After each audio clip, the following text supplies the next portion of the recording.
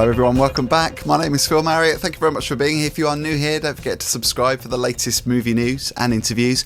Rudolph is here from Boys on Film, and we're covering BFI Flair 2021. It is the 35th LGBTIQ plus film festival in London. Normally we get to go there. Last year we couldn't because of lockdown. This year we can't because of lockdown. Yeah, we are approaching film festival season coming up pretty soon. So I am ready for Flair. Let's do it. This is the second year we're doing it online. So I'm totally excited to see some films. Let's go. Now, this is a really good chance to pick your brains about some of the titles that we've seen little snippets of with the recently launched programme on YouTube, because BFI Flair did that just recently. What are your initial thoughts? Are you excited about some of these films? Yeah, well, going into film festivals, you don't really know too much about the films before you see them. I mean, how much info can you really gather from a little bit of a blurb and a thumbnail, right? So I've obviously made a list of the ones that have sounded interesting. It's quite a long list, at least 20 films. So I hope that I can manage to squeeze them all in and cram. So the ones I'm excited about most are Firebird. Now, we have seen a trailer for that because that was announced. Kind of like the idea of it being set against, is it the Cold War in Russia, and in the 80s. Stories like that, like where that you have to keep things quiet and and do things in secret. Like I really like those kind of stories. Like Ammonite last year, it was kind of like the same premise. Oh, I love that different movie. times, stuff that we take for granted that other people have had to endure for us. So for that reason, and the two hot guys in the promo, kind of sealed the deal for me. So I'm looking forward to that. It does help, doesn't it? And of course, the other movie that was announced early on was Rebel Dykes, the documentary, Siobhan Fahey from Bananarama being one of the producers. In the heart section, I'm looking forward to Boy Meets Boy, Kiss Me. Dramarama looked really fun. What a great name for a movie too. I know, yeah. Sold on that title alone. Sublet looked really cool, and The Greenhouse. So right off the bat, I think arts is always my favorite strand out of all the strands that they have. So it doesn't surprise me that so many of the films ticked my list. So this is going to be really interesting because there are a lot of films that you've mentioned that I wasn't that grabbed by, but I could be persuaded. Because I think that's a good thing. Because I think if you're not initially drawn into something, I think it's good to go with films that you're not used to and maybe open your eyes a little bit. Because that's what I love about these film festivals, is that I've seen films before where I've gone in thinking, oh, I'm not going to get much out of this, I'm not going to enjoy this. And then I've been pleasantly surprised. So I think it's good to kind of broaden the horizons a little bit. Absolutely. It's all about stepping outside of your comfort zone, isn't it? Shall we let the audience in on a little bit of our process? Oh, I think that's a good idea. So Phil and I have this spreadsheet of potential stuff to review, which includes our film festival stuff. And we mark off interested, not interested, and it's Google, so it's real time. Or say if we watched it, and then if there seems to be like a good review there, then we'll review it.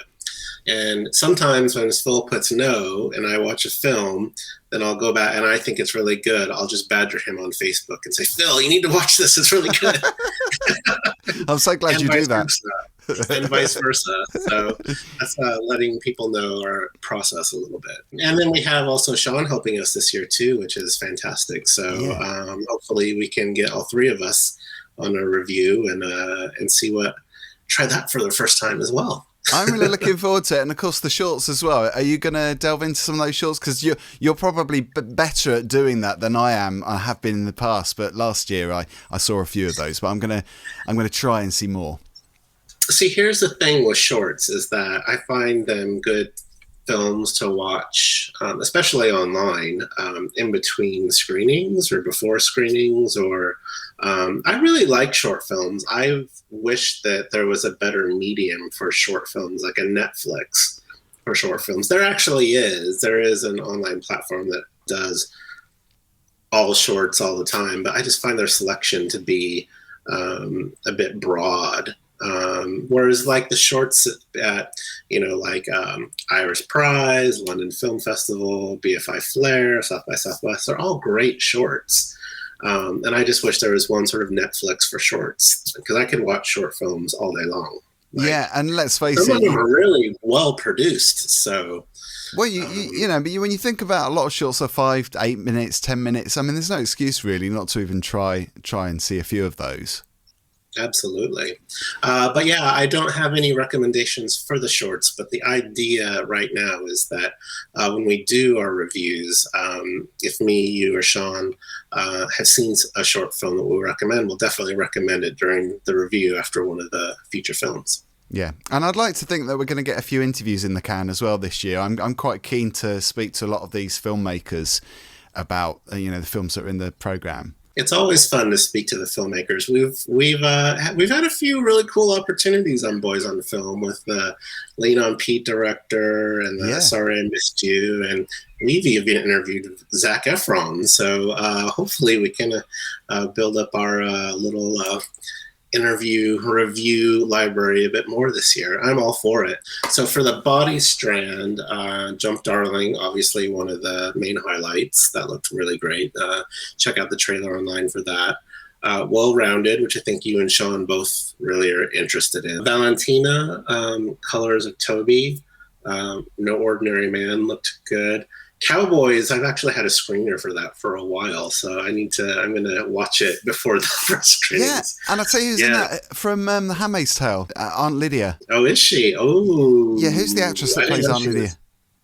I don't know, but she's just Aunt Lydia. Like, that's what you just call her. I know. That's the thing, when you see her in something else, it'll always be Aunt Lydia. The Obituary of Ton Johnson, I've actually seen a trailer for that quite a few months ago. And then under the mind strand, which tends to be the strand I'm really, the cerebral type stuff isn't my bag usually. But AIDS Diva looked really good. Cured, Poppy Filled, but Mama Gloria looked amazing. Yeah. So I can't wait to see that one. That's going to be one that I'm going to have high hopes for. Yeah, it looks like there's a lot of films this year about really strong people. That kind of sense of humanity is really strong this year. I mean, there is always, that being touched on each year at Flair, but I think this year it's about very vivid, strong, forceful icons in a way.